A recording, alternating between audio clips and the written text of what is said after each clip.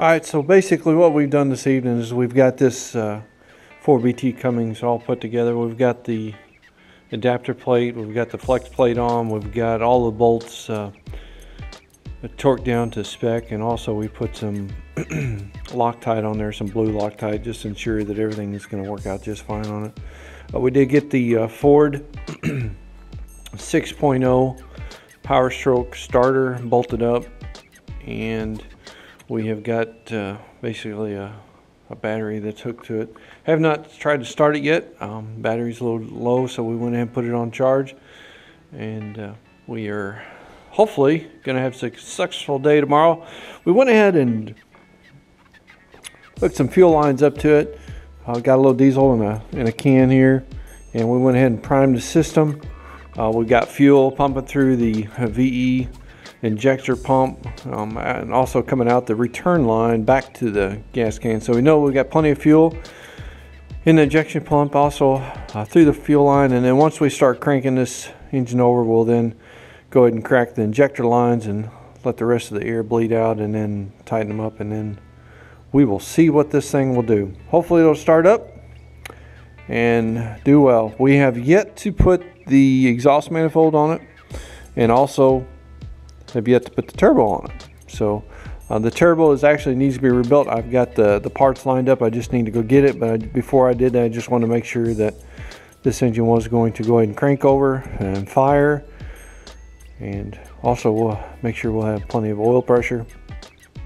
And what's kind of nice about the exhaust manifold off, if for some reason we do have an issue, at least I'll be able to see what cylinder it is, but we should be good. We honed the cylinders, put new rings in, new rod main bearings, all new seals and gaskets throughout the engine, and we should be good to go. So I guess we'll wait for tomorrow evening. Try it out.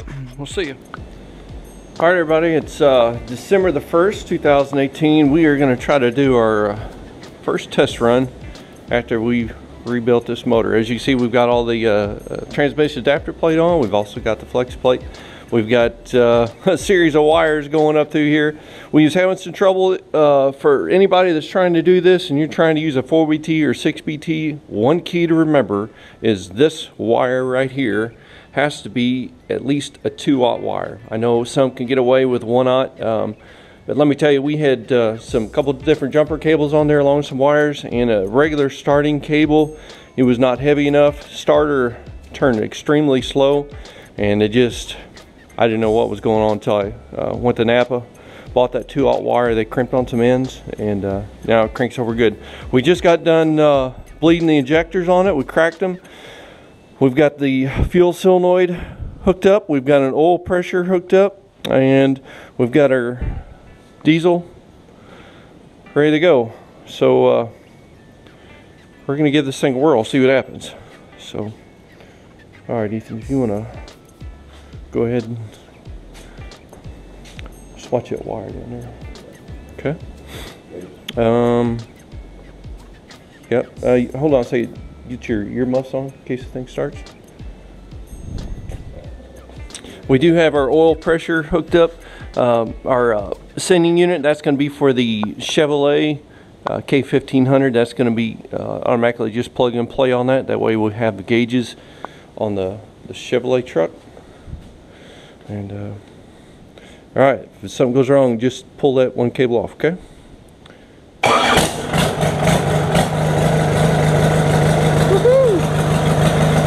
There, got oil pressure, run about 60 psi.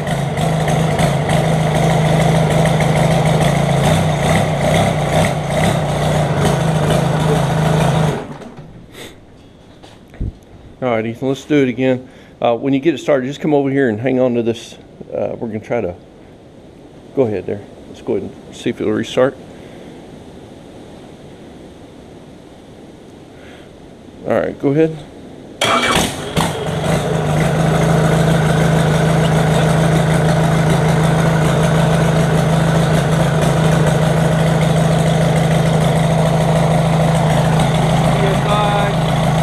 Give it a little fuel.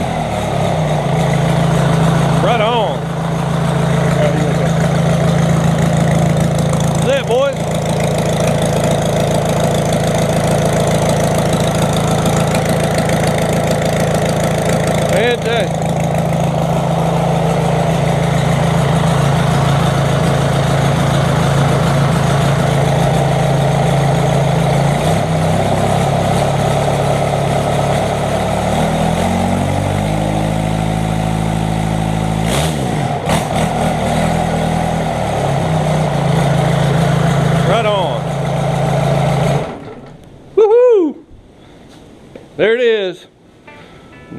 Step one down. Now it's going in the truck. See you later.